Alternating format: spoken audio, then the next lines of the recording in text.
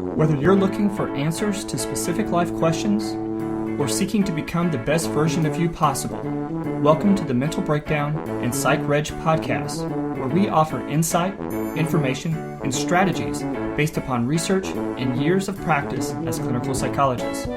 So sit back, have a listen, and get connected with our hosts, Dr. Berney Wilkinson and Dr. Richard Marshall. Welcome back. It feels like we've been gone a long time. It does. Have we? Well, I think that the way that we're doing our recordings now, there is a little bit of a space in between because we're recording so many at one time, so that we can stay on track and really focus on some of the articles and things that we're reviewing. So, right. Yeah, it seems like a long time since we've been here. Missed you guys. Yes, and we have so much stuff coming up. Good stuff. We have a lot of articles that we're going to be reviewing over the next few days. We have some great interviews that are coming up. So just wait and see. And I'm getting a cold, so I'll be doing my Chuck Berry imitation. You didn't tell me that you were getting a cold before we started. That's why I'm nasal. You were making fun of me earlier. Don't come in here wheezing. You said. Well, I did say that. That's right. I was planning that all morning. Regardless of how you walked in, I was really no. Okay. I'm just checking. All right. So, but what we got a topic for today. We're going to talk about.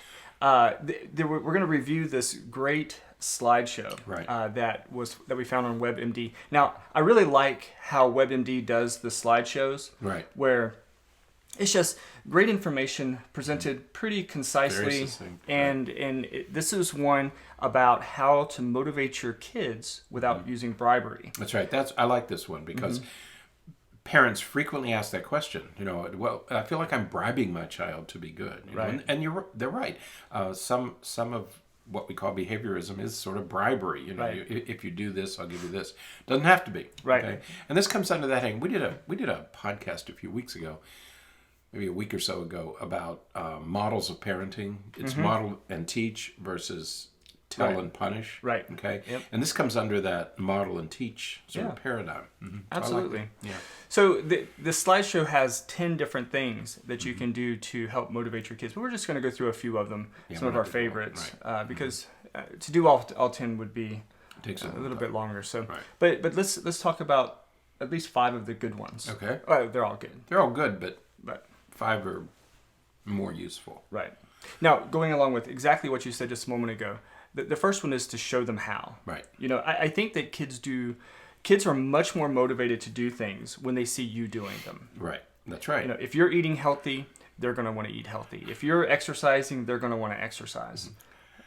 Modeling behavior is really important. And when you're putting together furniture from IKEA, they're gonna model how your frame of mind when you put together furniture from IKEA. I see what you're saying. I was thinking that you didn't call me when you were putting together furniture from IKEA. I'd always call you.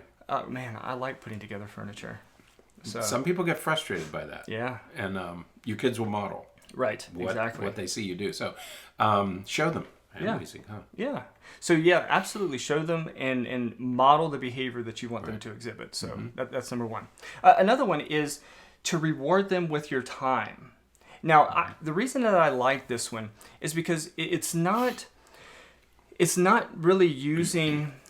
It's not holding your interactions with them contingent upon them doing something. Right. Well, what's happening is you're saying, hey, let's go for a walk together.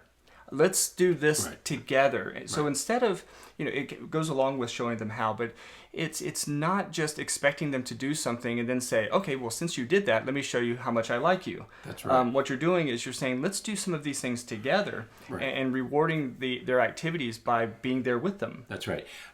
Kids who are involved in any kind of activity, whether it's sports or dance or music, no matter what it is, you're always much better off, rather than saying, why don't you go practice? Instead, say, let's go hit some tennis balls. Let's go. You do that with your son. Let's go kick the soccer ball. Right. Let's go to the field and play. And you do it together. Right. And that makes it a fun activity rather than one more thing that's imposed on them. Right. This is a fun activity. And until they most kids want to spend time with their parents. They'd much rather do that than get anything else. Absolutely. When they become teenagers, changes a little bit. Yeah. But still, if you've established those habits, like I don't have any trouble taking, and you don't either. Right. Connor's a teenager. Right. He'll still go with you if you ask him to kick. Yeah, right? absolutely. So, Now, another piece of this, I was talking to a stepfather not too long ago, right. and he, he has always sort of, done what step parents sometimes do, and is sort of taking the back seat, and not really. And he said that he started going and watching his stepson's baseball practice, and he says that it's so rewarding to see, because the stepson will be out on the field working and everything, and every once in a while he'll look over and see a stepdad sitting and watching, and just that smile that he has. There's just the pleasure of the sharing that experience with them. So that I'm glad you're here smile. Yeah, It's nice to see you here smile. Yeah, even though he's not out on the field or anything like that, just being there is so important to the kids. So so that's number 2. Now the third one is also a really important one, and that is praising effort, not just results. Now, we have shared our thoughts and opinions about participation trophies. You're not going to do participation trophies just because somebody got out there and participated. So you do have to make sure that you're rewarding results, but you also want to say, hey, great job getting out there and trying. Right. When a kid wants to go and do something and they don't succeed the first time, you don't want to, whatever, you should have done better. You don't want to come down on them, because that's going to discourage them and decrease the likelihood of them really giving it a shot again. You want to reward by giving some attention and giving some praise for their effort and for working for trying hard. Now you go sort of another step when they succeed, or when they get the positive result they want, but you definitely want to encourage their effort. And again, it doesn't matter whether we're talking about sports or scouts or music or dance or art or school grades. Right. Okay. I mean, imagine how rewarding it would be for a young kid, 8, 9, 10, 11 years old, say, honey, I know you really worked hard on that project. I know you really studied for the test. We'll get it next time. You put forth the effort. Yep. You fell a little bit short. I mean, imagine how much better that is than saying, well, you just didn't work hard enough, or, you didn't do this. Yeah. Reward, acknowledge their effort. We did when we wrote that book, we asked teenagers to write a letter to their parents. And one of the things that was most often repeated was kids saying, I know I'm falling short. I'm not finished yet, but I am trying. Yeah. I'm trying as hard as I can to become the person you want me to become. And we have to remember that they're struggling to be the person we want them to be. Yeah. So acknowledge that. Absolutely. Absolutely. Now, the fourth thing that we're going to talk about is offering choices. Yes. This is especially true when you're dealing with kids who are maybe picky eaters, or kids who, they aren't really necessarily excited about exercising or doing some of those kinds of healthy habits. One of the things that you can do is you can offer a choice. Do you want to, walk around the neighborhood, or do you want to go for a bike ride? Right. Do you want to have this for dinner, or do you want to have that for dinner?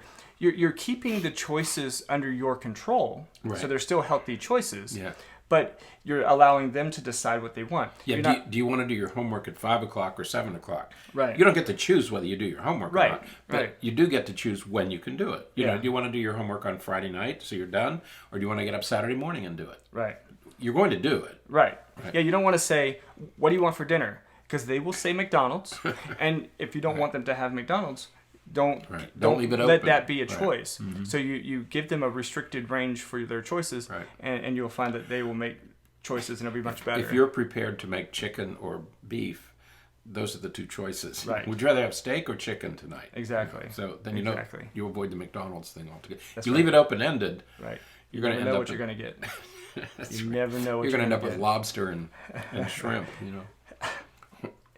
That's an insight into his kids. No. That his kids would choose that. Corn dogs. All right. Corn dogs. My kids are pizza. Pizza. Always pizza. So, all right. Now, the last one we're going to talk about is the importance of using technology. I know that's your favorite. No, I was surprised when you decided to put this one on the list. Yeah. Because we went through this list earlier, and he said, I said, you want to encourage technology? I'm trying to discourage tech. So I'm interested to hear how this is going to work. There are a lot of ways that technology can be used as a motivator. Not just, that like bribery, like, hey, if you do this, then you can have screen time. I'm not talking about that. But, whether we're talking about Fitbits, we're talking about, pedometers, or, even the Nintendo DS, it keeps track of the number of steps you take, the distance you walk, and some of those kinds of things. So the Nintendo DS does? Yeah. What do you carry it in your pocket? You can, a lot of kids do, yeah. And it keeps track. Yeah. So you can use these forms of technology as to create benchmarks. Okay, so let's make sure that we get. You don't have to buy because it measures it for you. Right. Yeah. So you can say, let's get this many steps per day, or let's do this or that. We've talked before about Pokemon Go, and I know how you feel about Pokemon Go, but it's a great way to keep track of how far you're walking. It's a great way to make exercise fun. And again, we're talking about trying to create motivation in kids for healthy habits. And that's a great way to use the technology that they're already attracted to, but to use it in a way that's going to help them do what we would need them to do. With all these watches, do people still use pedometers? And are they accurate? There are people who, absolutely use pedometers. And in some ways, when it comes to some of the wearable technology, pedometers are probably more accurate because when you wear it on your hip, it moves as you do. Yeah. It's a little bit different when you're wearing something on your wrist, because it's going to measure depending on your the movement of your arm and those kinds of things. But of course, wearable technology is getting so much more advanced now. Even your most cell phones, you can get an app for them that will keep track of the number of steps and the distance you're walking and those kinds of things. So it's getting better, but most of them use like GPS and just sort of estimate. What you're advocating here is use technology as a motivator. Exactly. Again, rather than bribing our kids to do something, right. This is a way to motivate them to Absolutely. do it. Okay, got it. Right. All right. I'm relieved. See, that's what I'm here. So you will find a link to the WebMD site that has, so you can see the rest of the slideshow. There's other things on the list. Take a look at them. That are it's great. Really good. Yeah. Not rewarding with food, staying calm, just showing how good you can feel with exercise. There's a lot of other neat little tips there that you can think about when you're trying to motivate your child. Right. So. All right. So check it out. It'll be in the show notes, and we'd love to hear what. Let us know what you do. Yeah, let us know your ideas. So, all right, that's it for today. Good.